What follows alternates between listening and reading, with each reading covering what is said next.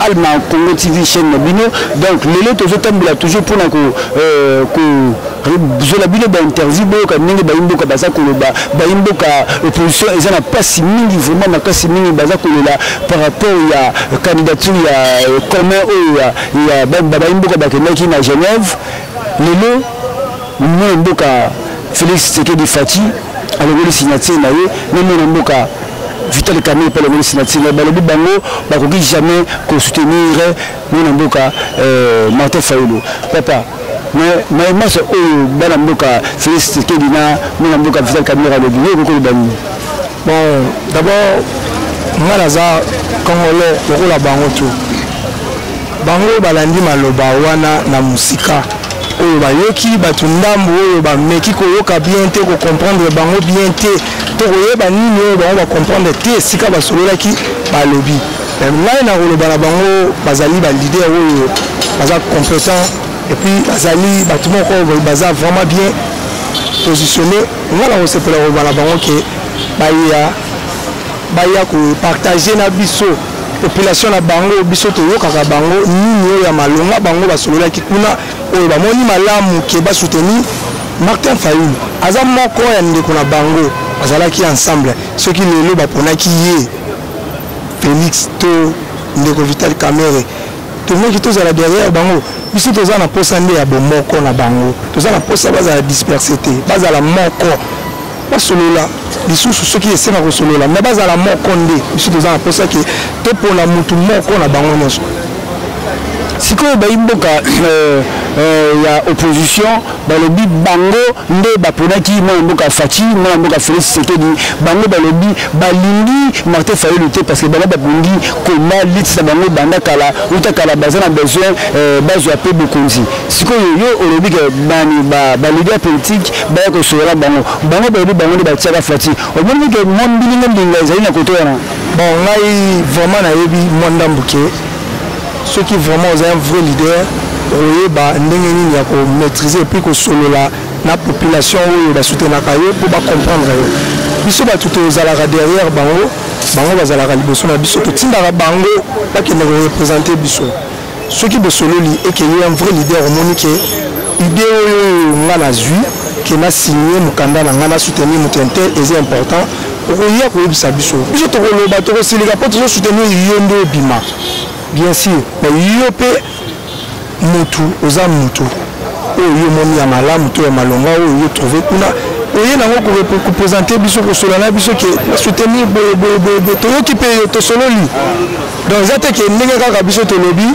yo pe mbala moko ya soutenir biso zala non wana za ko za un vrai leader tu dois s'abstenir na ba parole na yo tant déjà tu signature ça derrière signature na yo tu viens au sololi na biso c'est un peu ça. Et puis ngambo ya baimboka ya INC Vital Kamerhe payé a outil ko retirer pe signature na ye alobi ye pe jamais a ko soutenir mon mboka Martin Fayulu on ko le bani pour la baimboka INC to mona ki président la Ligue des jeunes akelaki ti na parti ya mon mboka Félix Tshisekedi po basolola ba tala nini ya ko boya pe ya ko boya vraiment mon mboka Martin Fayulu kola président ya union ndenge basangana ki bakanda comme na bango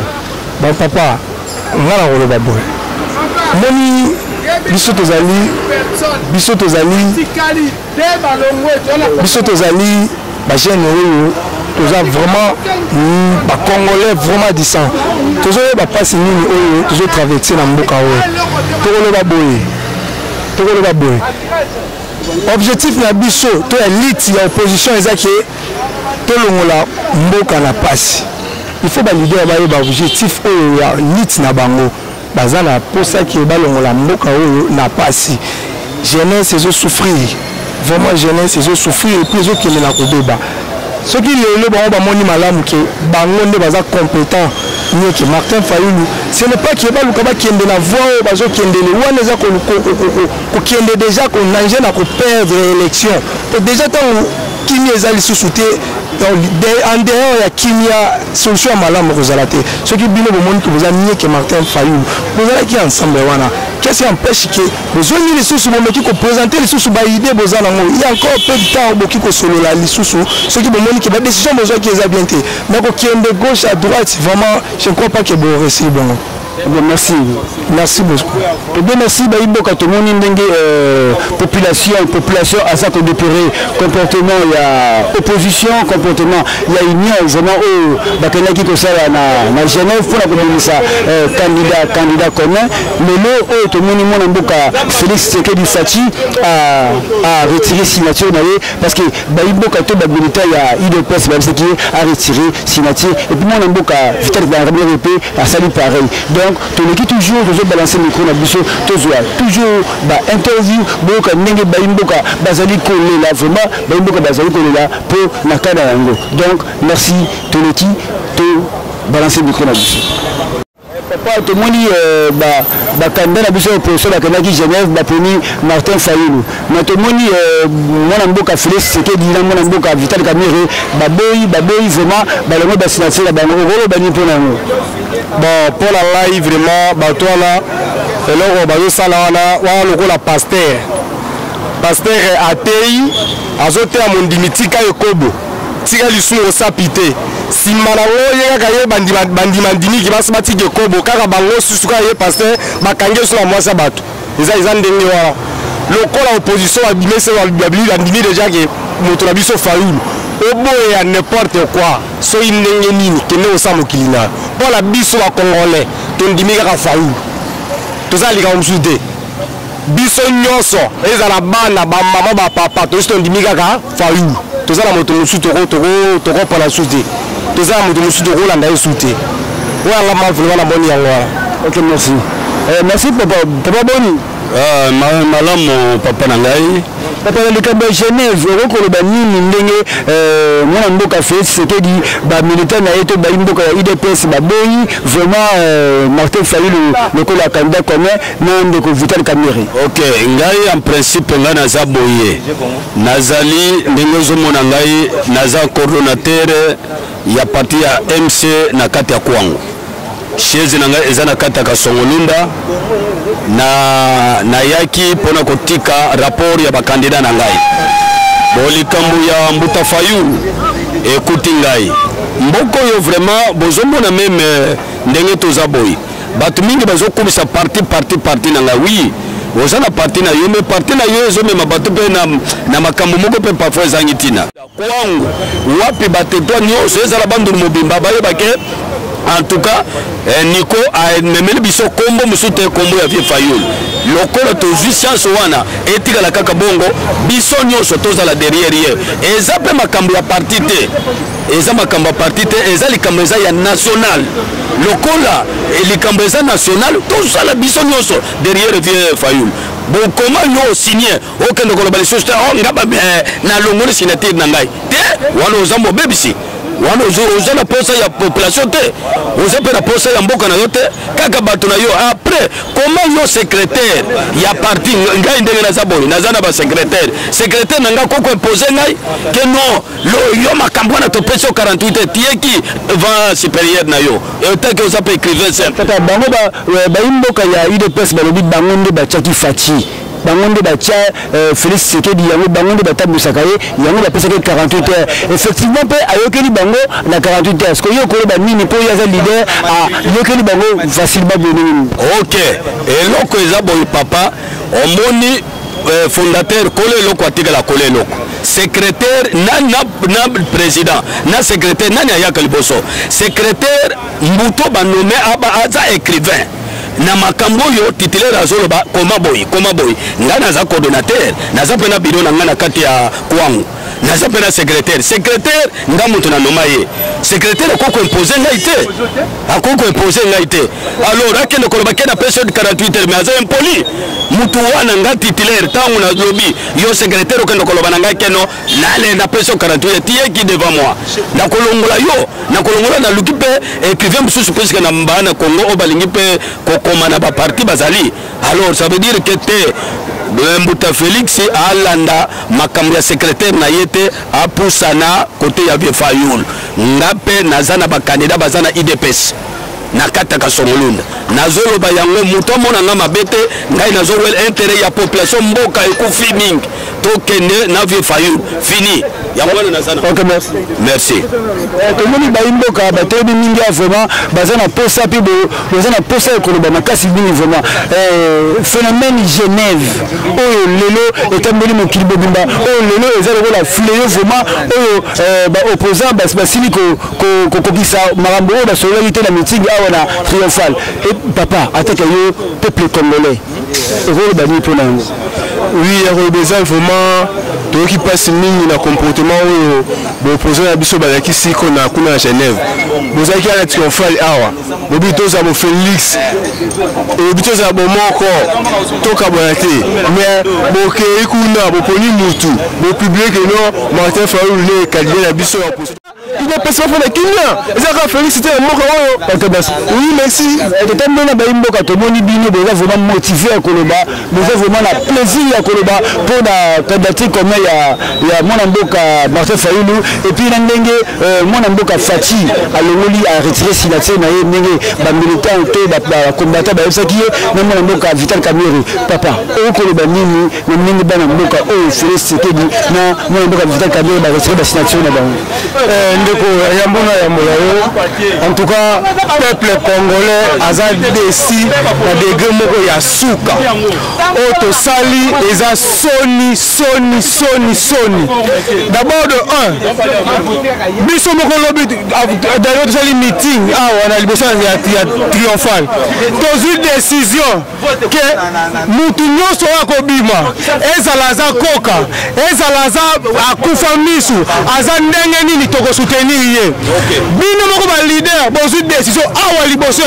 na liboso peuple bojure bolobi ke mutu nyonso oyo akobima peu importe tokosupporte ye lelo boke bozwi ba avion bino moko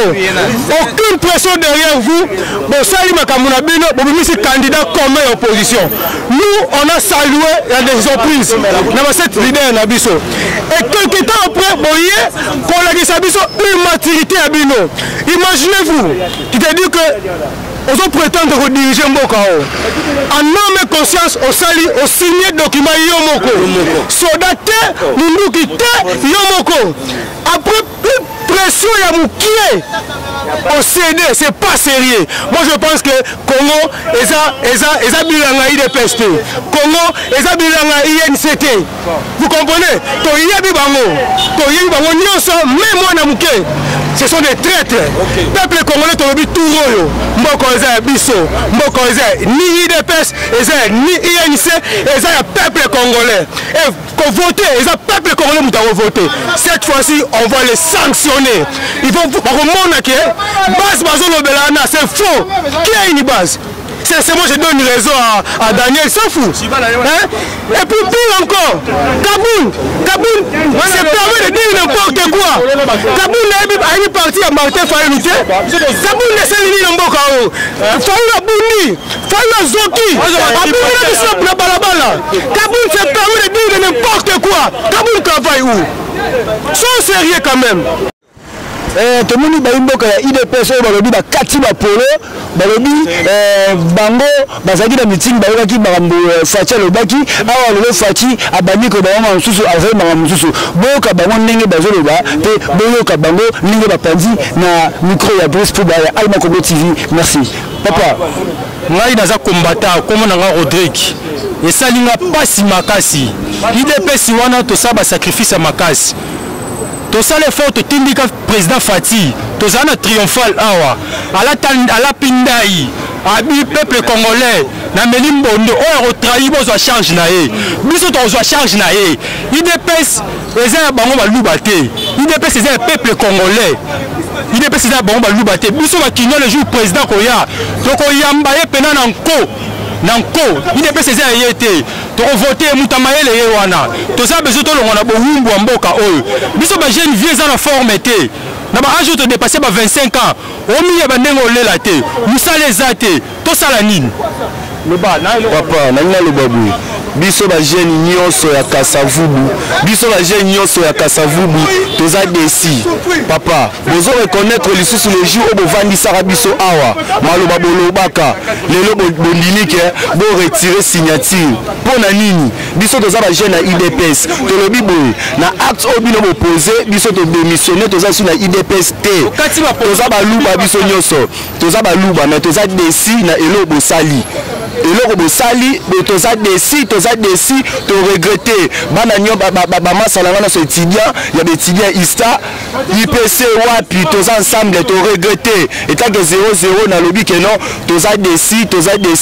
to ko soutenir Martin Fayulu to kena iti na suka lokola bino bondini bo retirer signature bo kene na ndenge na bino biso be ba jeune to sanga na ndenge na biso to longwe IDPS to na biso ka Martin Fayulu muto aza na bwania oya yebi histoire ya mboka boza mayele te boza mayele te oui bonjour ngai naza militaire MLC salinga pasi makasi parce que remona ba politicien ya biso baza bato batangi mais basala makamoneti bato batangi te biso balakaki biso akete babimisi président Félix na président Kamere bango nde bakende po voter bango to komi kuna bakoyi kosala eloko mosusu babimisi biso Martin Fayulu toyebi nzambe merci parce que mboka oyo eza mboka ya nzambe omoni bango basaka na bakongolais trop ekomi na temps oyo nzambe moko akomi kodirige mboka oyo kobimisa Martin Fayulu mpo na nga eza makanisa ya bango te eza nzambe moto ate maboko na bango mpe ate bango confusion komesa Martin Fayulu mpe abimisi mutaka ya bango libanda yango wana mboka Congo oyo tozoyebisa bango mboka Congo eza ya nzambe. Bonjour, papa toyebe la spéciale Genève ndenge baimboka mwana mboka Fatina mwana mboka Vital Kamerhe ba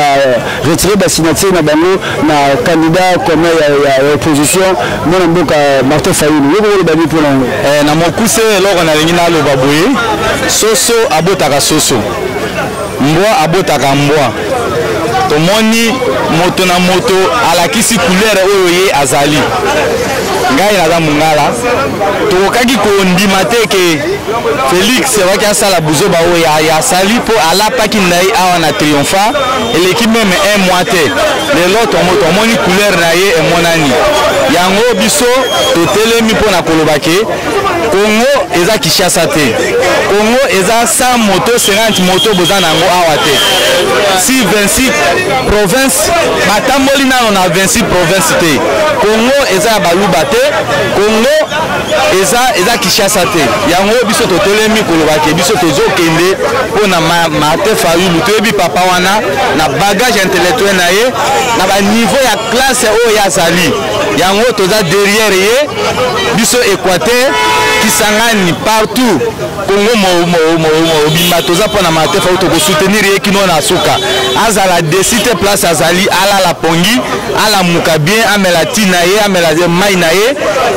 a se déranger te biso to di charge ya Congo tozo kende nango kino no suka. OK merci la d'intérêt ya peuple siko lokola bolobi bo retirer ba signature c'est que bango pe ba pesa ba candidature bendele yango wana nous regrettons la comportement oyo ya bate IDPS na INC nous regrettons est-ce que la bongo pour gagner l'élection ou bendele yango wana vraiment toujours déplorer la comportement ya IDPS na INC. OK merci bien merci to continuer toujours to la ndenge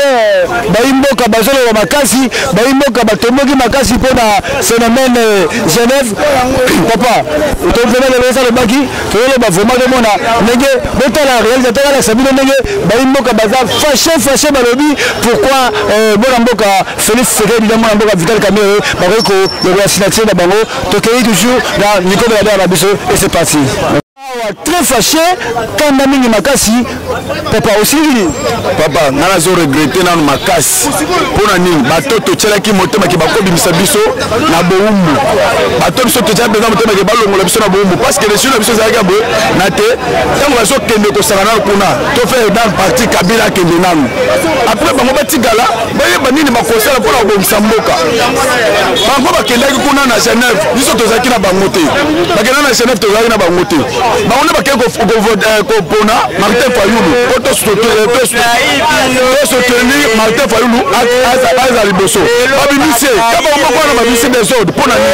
biso tozaba na bango te parce que babisi Martin Fayulu biso toza sima Martin Fayulu pona soutenir pona bakenda ki biso tozaki na bango te bate ko nisera biso toza besoin bela bana bato toza besoin na boye te moko ebonga parce que ko sala bana te Kabila kene nanu bamona nu bakimo kuluka des ordres ngoko moto bamikitisa milongo yama magana zanya pona ko bango wana tosaki bino bino moboto sabiso atoko trahi bino te aye moment même pas un mois tant ndenge botrahi peuple botiki so na moi bozo wela bente vie privée na bino e bongo ya peuple e bongo bakasi to tanga musala ngoni o bino boluka yebaka o ya laka mboka Kongo na ndinga mabe nzambe akubise charger na ye ebele balambo ka Kongo basele tuvana mabele na suki ka bongo. Merci Toyota Misatizo micro la biso baimboka baza vraiment baza simbika makasi tozo papa de to même presque la suka moi 1 minute kaka on toyebe la spéciale Genève litia malam nazo senga kana bandeko même ya IDPS même ya INC liti na biso sakate gouvernement ememi biso na mabe gouvernement bio ememi biso na mabetise belé to soutenir moi na mboka to kenene élection to boma to longola kaka gouvernement ndonyo ko na biso oyo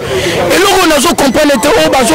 boîte so biti bozana na souci na biso population to bozana na souci ba mbongo botaka na ba poche na bino to bengana nde liti ya gouvernement oyo faut ekende poto zo nyokwama to tika ba divergence